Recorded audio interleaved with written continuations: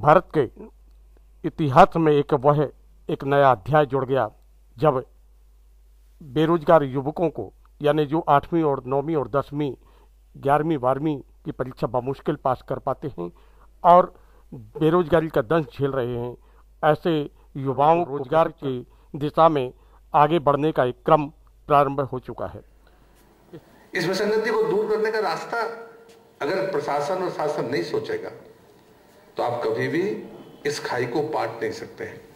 जो नौजवान मित्र भाई और बहन यहाँ पर बैठे हैं, मैं एक प्रार्थना करूंगा आपसे कि देखिए, जीवन में आपको भाषण मिल सकते हैं, आपके पास में जो भी योग्यता हो, उस योग्यता को अगर आप निखारेंगे नहीं, उसे मन कर चलिए। इसलिए आपको तय करना पड़ेगा कि आप खुद के बारे में क्या सोचते हैं। मेरे गुरुदेव ने मुझसे कहा था, संकल्प में विकल्प नहीं होता। परम पूज्य श्री वासी जी को मैं अपना आराध्य मानता हूं। उन्होंने मुझे एक वाक्य कहा था, उस वाक्य को मैं भूलता नहीं हूं। उन्होंने कहा था कि संकल्प में, और साथ में चेतावनी भी दी थी कि अगर संकल्प में विकल्प खोजा गया तो महानतम कार्य रुक जाएंगे। हर व्यक्ति के जीवन का एक सपना है, हर व्यक्ति के जीवन का एक संकल्प है। उस संकल्प की पूर्ति के लिए निश्चित रूप से किसी न किसी की मदद की जरूरत है। अगर अर्थाभाव है तो समाज और सरकार हमें उससे अगर दूर कर दे तो शायद हम अपने लक्ष्य को बड़ी आसानी के साथ प्राप्त कर सकते हैं। हमारे पास में कोई हुनर है, काम भी कर लेते हैं, लेकिन उसकी वाजिब कीमत नहीं मिलेगी तो हम फेल हो जाएंगे, हम निराश हो जाएंगे। वो वाजिब कीमत कौन दिलवाएगा? क्या वो मौका मेरे जीवन में मुझे मिल सकता है? ये सवाल सिर्फ प्रश्न नहीं है, इनके साथ में उनके उत्तर निहित हैं। और इसलिए अगर दोनों को चीजों को हमने अगर जोड़ दिया, और मैं समझता हूं कि समन्वय ही सरकार का उत्तरदायित्व है। मैं इन 2-3 घटनाओं के साथ आपको यह एहसास कराना चाहता हूं।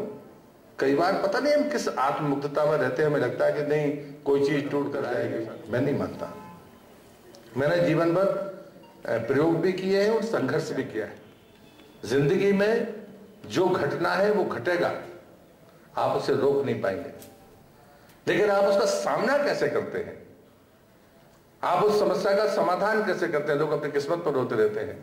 हाँ ठीक है, मान लिया, हमने इसको भी सच मान लिया। अगर आप ये मानते हैं कि भाग्य बड़ा होता है तो मैं भी आपकी बात से सहमत हूं, लेकिन इस भाग्य के खेल में कभी बुरा ही बुरा है ऐसा मैं मानने के लिए, कितने ही ताकतवर आदमी हो, कितने ही साधन संपन्न आदमी हो, जीवन में बुरा समय उसके जीवन में भी आता है। ये बात आप मानकर चलना।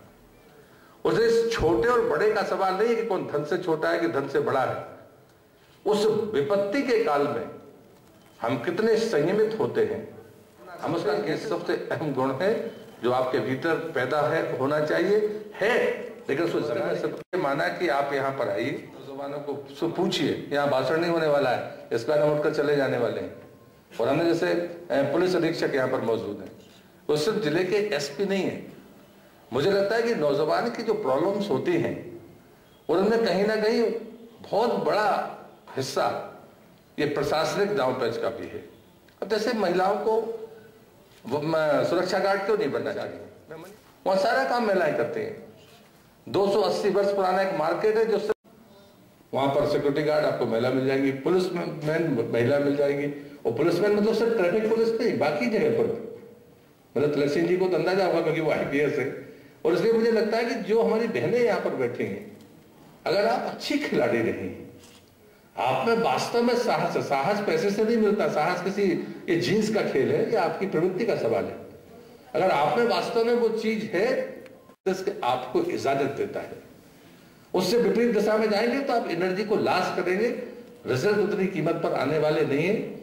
मैं हमेशा जीवन में कहता हूं कि वास्तविक कर्म किसका है, अगर वो किसी को पता चल जाए तो किसी भगवान की जरूरत नहीं है, किसी गुरु की जरूरत नहीं है। अगर आपको ये पता चल जाए कि मैं धरती पर किस काम के लिए आया हूं, गुरु की आवश्यकता सिर्फ इसलिए होती है कि हमें ये पता नहीं होता कि वास्तव में मुझे क्या करना चाहिए। शायद ये अवसर इसी बात के हैं। गुरु का मतलब सिर्फ पता नहीं रहता कि हम किसी की फोटो पूजे। मेरे अपने टर्निंग पॉइंट्स पर मुझे ठीक दिशा दिखा दे, वो गुरु होता है। इसलिए मैं अंत में एक उदाहरण देकर, जो मेरे आराध्य ने मुझे पूछा था, वो कहकर मैं अपनी बात को समाप्त करता हूं। वो शायद आपको दिशा दे दे। उनने मुझसे पूछा कि एक चौराहा है निर्जन, लेकिन चौराहा है, उसमें बाकायदा रास्तों के जो मार्ग लिखे रहते हैं ना कि ये इस दिशा में जाएगा, यहाँ पर हो तो एक जबलपुर जाएगा, एक सागर जाएगा, एक पन्ना जाएगा या कटनी जाएगा, ऐसे 4 रास्ते, लेकिन वहां आबादी नहीं है। तूफान आ गया, उसका पिलर भी टूटकर गिर गया, दूर फिर गया, अकेले हो, रास्ता कैसे खोजोगे जहां तुम्हें जाना है? मुझे लगता है इस पर सोचना चाहिए। वो पड़ा है टूटकर, उन्होंने कहा कि सब कुछ भी नहीं पता, लेकिन एक चीज हमको पता होती है कि मैं किस रास्ते से आ रहा था। उस खम्भे को उठाओ, उसमें लिखा होगा जहां से तुम आ रहे थे वो पट्टी, क्या उसको अपनी तरफ कर लो, बाकी रास्ते अपने आप मिल जाएंगे। मुझे लगता है कि हम सब दूसरों को दोष देते हैं, न जाने कितनी कोशिशें करते हैं। हमारी अपनी जितनी चादर है, हमारी जितनी अपनी हैसियत है, वो हमसे ज्यादा बेहतर कोई नहीं जानता। उसके आधार पर अपने भविष्य का फैसला करिए। अगर आपको काल से लड़ने का साहस है तो आप लड़िए, उसके लिए कोई आवश्यकता नहीं है किसी की मदद की और किसी के साथ में खड़े होने की। मैं ऐसा मानता हूं, और इसलिए मुझे लगता है कि हम जिस रास्ते से आए हैं वो रास्ता है मेरा अपना परिवार, अपनी हैसियत, वो आर्थिक होगी, वो नहीं होगी, हमारी अपनी प्रतिष्ठा क्या है, हमारे घर में कितने पढ़े लिखे लोग हैं। मेरे घर में भी कोई पढ़े लिखे लोग नहीं थे, लेकिन हम सारे भाई बहन कैसे पढ़ गए। और इसलिए मुझे लगता है कि हुनर बड़ी चीज होती है, और उसके सामंजस्य बिठाने के लिए सरकारें होती हैं, प्रशासन होता है। और इसलिए इस होड़ में कभी मत पड़िए कि किसने किसको दिलवा दिया। निमित्त कोई बन सकता है, मैं भी बन सकता हूं, आप में से भी कोई एक दूसरे की मदद करिए। और मुझे लगता है कि अगर आप निमित्त बनेंगे तो रोजगार के अवसर आएंगे और अपना रास्ता तय करेंगे। इसलिए इस चर्चा के बाद यहाँ पर आपका खुला डिस्कशन होगा, बताएंगे, आप उनसे पूछिए। ये चीज अगर कुछ दे पाई तो मैं समझता हूं कि इस कार्यक्रम का सार्थकता होगी। मैं प्रधानमंत्री जी का हृदय से आभार व्यक्त करता हूं और मंत्री जी का, क्योंकि हमारे तीनों जिलों को उन्होंने छोड़ रखा था और मैंने जो कहा उनने उतनी सीटें दी हैं और अगली बार ये सीटें दुगनी होंगी। और उन्होंने मुझसे अपेक्षा की है राजीव, मैं समझता हूं कि हिंदुस्तान में शायद यही जगह मॉडल बन सकती है। उन्होंने क्यों कहा मुझे नहीं पता, या तो मैंने भाषण दिया था पार्लियामेंट में, शायद इसलिए उन्होंने कहा होगा, मेरे मित्र भी हैं वो। और इसलिए मुझे लगता है कि इसको सिर्फ ऐसे मत लीजिए कि ये एक इवेंट है, क्या हम इसको मूवमेंट बना, सब कार्यक्रम हो जाएगा और उसके बाद में हम घर चले जाएंगे। नहीं, क्या हम इसे जन आंदोलन बना सकते हैं? हम अपने लक्ष्य में इस बात को तय कर सकते हैं कि हम 500 स्किल्ड नौजवान भाई और बहन अपनी रुचि का कोई हुनर सीखने के बाद में उसमें कितने लोग रोजगार पा पाएंगे। और रोजगार पाने के लिए ये जो प्रवृत्ति है कि अप्रोच लगा दो, क्षमा करना, मैं किसी की सिफारिश करने वाला नहीं हूं, मैंने न कभी की है, मैंने अपने बच्चों की भी नहीं की है, एक बात भी सही है, इसलिए मैं इतने दम से बोल भी पाता हूं। मेरे बहुत यहाँ पर गुरुजन भी बैठे हैं, वो बताएंगे आपको, मैंने अपने बच्चों की भी कभी सिफारिश नहीं की। मेरे बच्चों को भी स्कूल में एडमिशन लेना था, उसके 80% से कम पीसीएम थे, तो चिट्ठी लिखने वाले साइंस का वो बोलेगा, मगर ना आर्ट्स ले लो। मुझसे बड़े वाले भाई है, मैं अपने ताऊजी से बात करो, प्रहलाद पटेल चिट्ठी लिखने वाले नहीं है। आपने नहीं अंक लाए हैं तो दूसरे के हक मारने की जरूरत नहीं है। और इसलिए मुझे लगता है कि ये अपनी हैसियत पैदा करिए कि कम से कम मैं, हाँ, अवसर के लिए मैं तैयार हूं। आपके पास साधन नहीं है, उसके लिए मैं तैयार हूं। अवसर आपको मिलना चाहिए, आपको सुविधाएं मिलनी चाहिए, लेकिन सिफारिश नहीं होनी चाहिए। मैं इस बात को साफ कर देना चाहता हूं और मैं आपको शुभकामनाएं देता हूं कि आप इसके माध्यम से आगे बढ़ें और रोजगार अगर आप पाएंगे तो हम सबको गर्व होगा, हम दमोह वासियों को खुशी होगी कि चलिए हमने कुछ करने की कोशिश तो की है। अब जैसे मैं एक उदाहरण देखकर कि मैंने एसपी साहब का नाम लिया, मैं जब से सांसद बना हूं तो महीने में 3 या 4 लाइसेंस की सिफारिश करता हूं। अब आपको लगेगा अजीब मजाक है, ये मैंने किनकी की है, आप लिस्ट उठा कर देखिए। जिस लड़के ने कहा कि मुझे सिक्योरिटी गार्ड बन सकता हूं, मुझे लाइसेंस मिल जाए, मेरे कार्यालय ने उसके जी जान लगाकर उसको लाइसेंस दिलवाया। और मैं प्रशासन को धन्यवाद दूंगा कि एक फूटी कौड़ी लिए उन बच्चों को वो मिला और उनको रोजगार मिल गया।